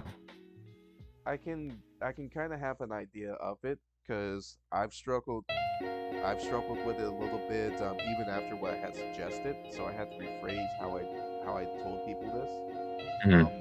But if they like you have a focus of like this systematic pressure or something like that, like doing on field, doing back air, and going for like cross flashing or some other option. If you're focusing the whole game and you're trying to do that, and you know that you're losing, how do you like if you lose the match? How do you feel right after? Like, oh man, that didn't work out. So like, why am I even practicing this if it's not gonna work? Okay. Yep. All right. So yep. And that's a shared feeling. Mm-hmm. Because like it's both, because you're doing it for good intention. Doing that, it's just that it's frustrating because like you said, oh, it didn't work, because the reason that you're frustrated, basically because it didn't work, is because you wanted it to be, for one thing, instant that it happened, and that the other one is that you wanted to also win the match.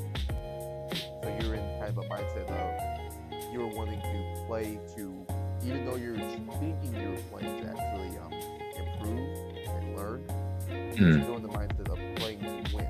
So you're still doing it and want to actually win after. Does that sound right? Or Yeah, that sounds exactly right. okay. So now what I'm going to suggest, if the screen is still up for it in the dock, is a technique that is called the Pomodoro technique that I have found out, and I've revised how you would deal with it in friendly. Have you heard of it before? I've not heard of that specific term. Okay. I also don't know what a Pomodoro is. Yeah, me neither. Anytime I look up the technique, it shows a photo of a tomato. So,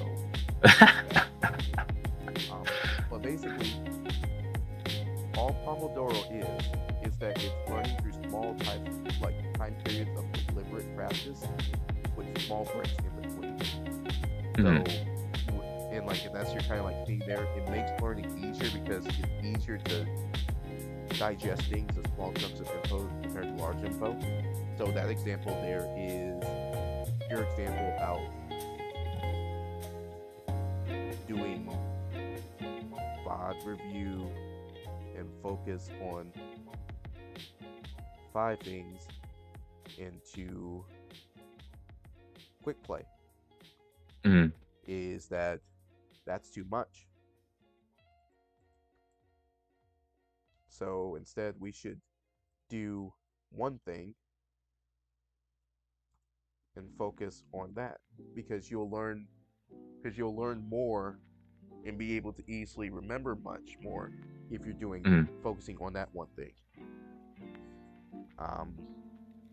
So that's what helps with the deliberate practice, is focusing on like that one thing at a time, and then the small breaks obviously help you feel a lot better because you're not constantly working on something, and it gives you an opportunity to like look back and think about that thing that you're trying to actually use. So how this would look like how I think about for trying to do efficient practice or like improving is it follows this kind of flow chart where I kind of name the flow chart or like acronym IDEA, where you are identifying the problem, which you find through VOD review or talking with other, like looking at your VODs, you find out that there's a problem. You discover the solution, which you talk with other people, you go into training mode and you start like having certain things out based on what it is that you're trying to focus on.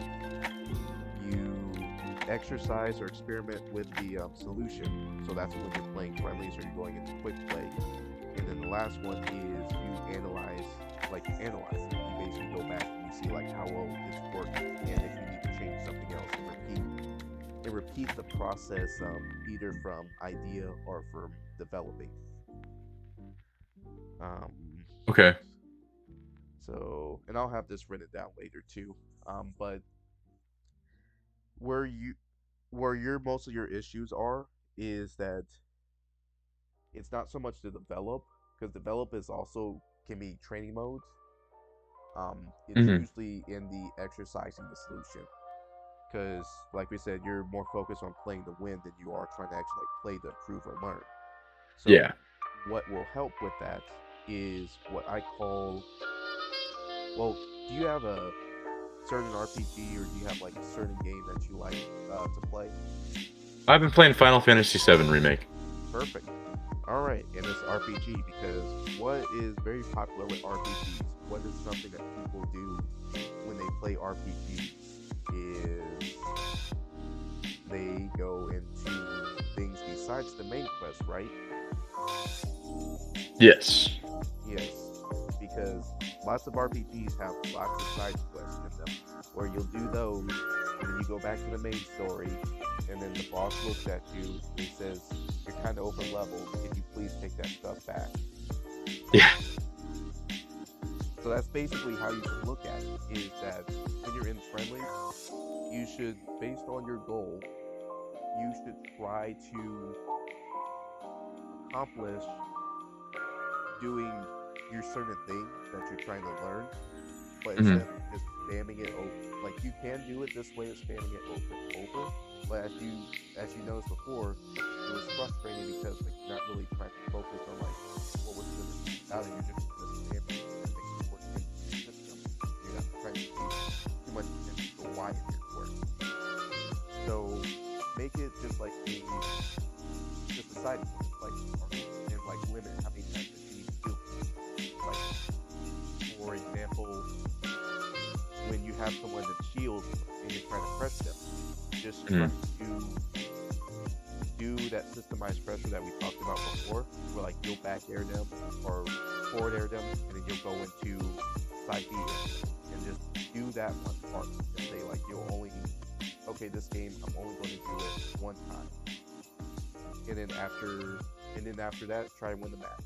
But then after the match, take like 15-30 seconds and think about that one specific interaction that you did, like with doing back air or forward air into side B, and think, oh, okay, so how did that work? Did that work? Did they get hit by it? Did they get hit by it? And why did they not get hit by it? And so next time you'll say like, oh, okay, so they didn't get hit by it because this person likes the spot dodge, or this person likes to do stuff otherwise. They're like, oh, okay, so I'll do it again, but this time I will either do my aerial, and then I will maybe try and punish what they did last time, and then see if that works, and then after the game, reflect back on it and think, okay, so I did my aerial, they spot dodge like I expected, so I just charged it up after they're at 80%, and it hit. Okay, cool, that worked, and my system's working because I thought about what happened that one specific instance instead of trying to spam it over and over and not even thinking what's happening. And then you'll get more comfortable enough until like you'll say like, hey, this is pretty easy. I bet I can do this 2 times. So you do it 2 times. So now in the middle of practice, you're doing it 2 times. So you'll do it 1 time, like say you'll do it the first stock, and then during the second stock, because you're used to how you're doing it now, at the forward air into side B, that okay, so they jump.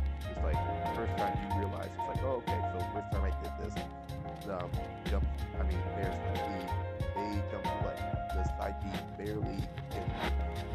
So now I'm going to second stock or third stock. You try it again, and you'll pair up there. It's like then the match is over. It's like, oh, okay, I did these 2 times. The first time it worked, the second time it worked. Because I noticed that they jumped the play. It's like, oh, okay, I'll do it 2 more times to see if I can repeat that. And then just keep constantly building on that until you'll be regularly doing it and not even thinking about it. That makes a lot of sense. Will that general concept be written down in the notes at all? Okay.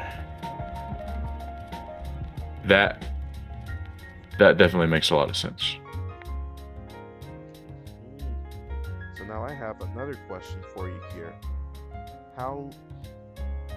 Since I basically said that you basically will be able to, at one point, be able to just do it without thinking about it, how long do you think that it would take for you to do that? To be able to get it to be where you don't even have to think about it? Maybe you have to give it like a number of days. This is a good question.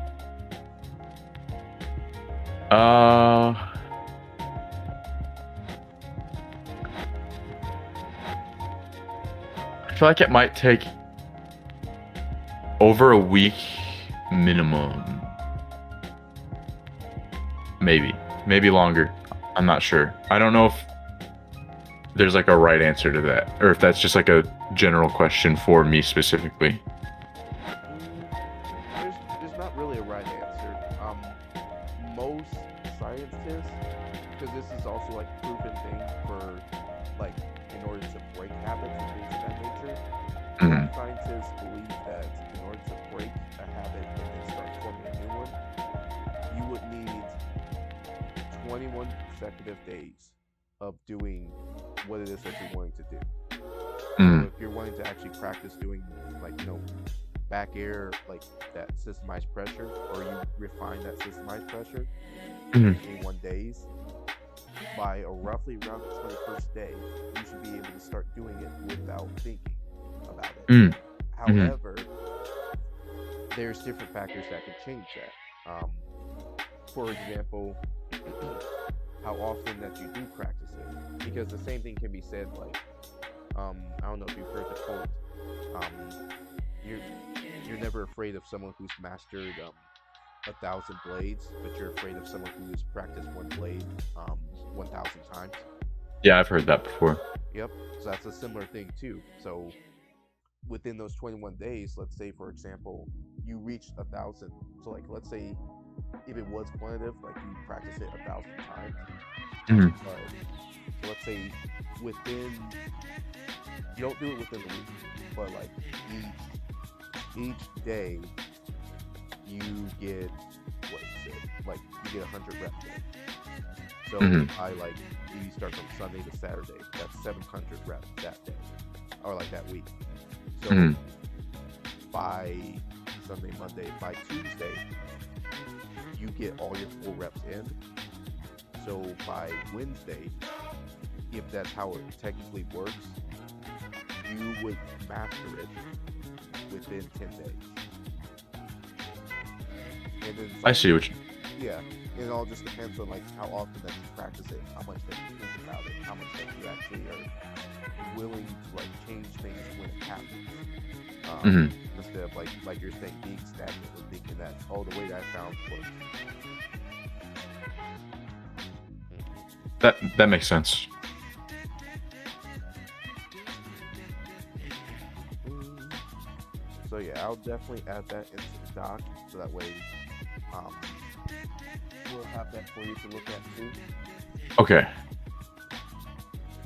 But I Cool. think that basically sums it up. Um, it'll take me a little bit before I have the doc finished because I'm working on a couple other things for my students as well. I want to say at the at the latest I should have it finished probably tomorrow night. But I wanted to actually because I'll have this uploaded and I'll upload this like as soon as we finish here. So like look back at it. Okay. And just listen to it in the meantime. So I'll just go through a couple of pointers of things that I had saw in the matches that I'll write down later on. But I just wanted to let you also know too when you look back at this for the video. Okay. So let me pull back up my sheet. So yeah, that was the pointer about like practice, understanding, fair. Are you able to see this right now? Yeah, I can see it. Okay, I was just curious because I didn't know if it would show up for what is it? For OBS. well, yeah. Okay. So fair, and some of this is kind of like gibberish or like mixed around because I didn't actually put them in specific categories too well. Mm. Fair back to center for DPS, so I can throw that out because that's something different. Well, actually, this was a good. I'll keep that because this was a good example of you practicing proper deep when you had Indigo at the ledge instead of actually doing, like I was saying with Leo, instead of actually going off and trying to actually pressure too much. You did a down tilt, which was slightly risky, but he didn't do anything then, so you immediately ran back towards like to cover roll distance with like retreating forward air. And you did that another time after, and you caught him, and that reset the situation. So that was a good thing you did. Down tilt panic. So yeah, just like just again saying about like how down tilt were kind of panic options. Okay. What else was there? Oh, this one, let's see, recognize here. This was the only thing that we hadn't talked about, but you'll get more comfortable with it. It's just getting more comfortable recovering low or getting back slowly out of disadvantage. Because we Hmm. talked about it before, but you always felt like when you're in disadvantage that you had to hop back in and get back on stage because it's scary off stage as Cloud. Um, Yes. so yeah, you would do something like where, let's see if I save this.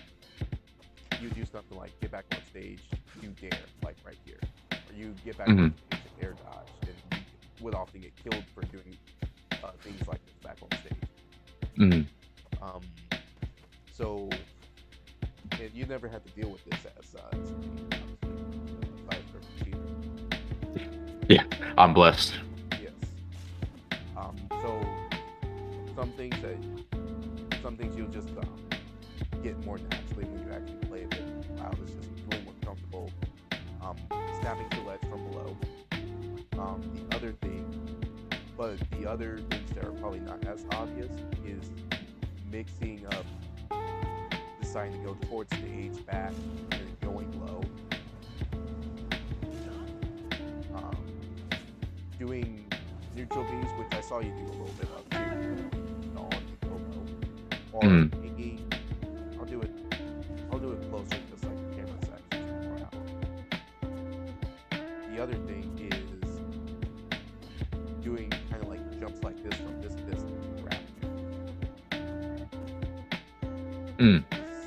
It makes it very hard for someone to actually come out there and hit you doing that because they have to commit to come all the way out there and do an attack at that distance. And if they do, you can interrupt them early by just waiting one swing up B if you're that far out, and then drift towards in. When you start noticing that you're doing, Hmm. or recovering high like this, if you have the opportunity, like mixing it up, Yeah. or just um, but I think that's more minor. That'll be something that like it'll be something you can focus on maybe after if it does show up a lot more often. After playing a bit more often. Hmm. That makes sense. Okay. Yeah, that is about it, I believe. I will work on this doc and try to have most of the things that we talked about like in the doc for you to just also visually read as well too. Okay. But any last questions that you had? I don't think so. I think we covered about everything I was wanting to get some help with. Okay, cool. Oh, and last thing, because like I don't think I got an answer to it, but this will be on YouTube for you to view right now just by yourself. But Okay. what I didn't get an answer from you. Either way, it's fine. Mhm. Were you fine with it being made to the public for others to see as well, or would you just want this to be something more personal, just you to see? Because either way, I'm completely fine with that. Whichever you as a player want to do it, I respect that. Hmm. Um.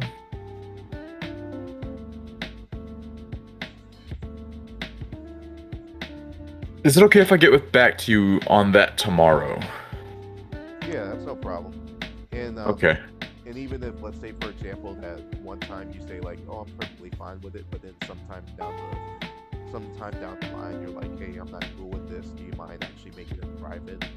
Hmm. Again, you can always just let me know about that. And I'm perfectly fine with just privating it again, just so that way. Oh, I guess I can. I guess I can't technically private it because it won't let me. I'd have to send it to you like specifically through YouTube or something like that, so I can Yeah. unlist it. So it'd still only be viewed by you through link. Um.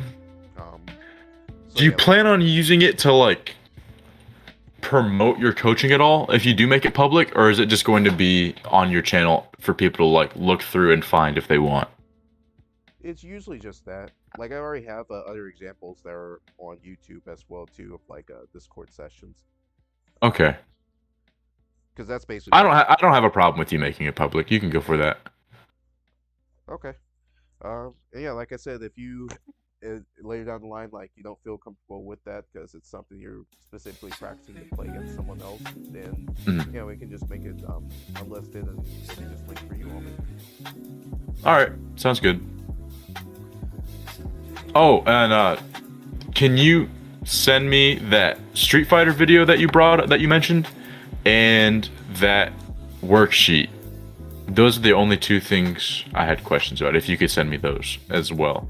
Oh yeah, I'll instantly send those right now here in a moment. Awesome. Yeah, I can take care of that. Okay. Sounds good. Alrighty. That was a lot of food for thought. A lot of it you kind of answered yourself, but at the same time, it's nice because it's reassuring knowing that someone else agrees with something that you usually say, basically. Definitely. And it's helpful for me to have someone to like verbally process a lot of that stuff with. It helps me kind of digest it a little bit easier. So, thank you. Yeah, no problem. Well, you have yourself a good night, and hope that, as well, then I'll try to get this up as soon as I can. Awesome. Sounds good. Have a good night, man. Yeah, you as well. Later.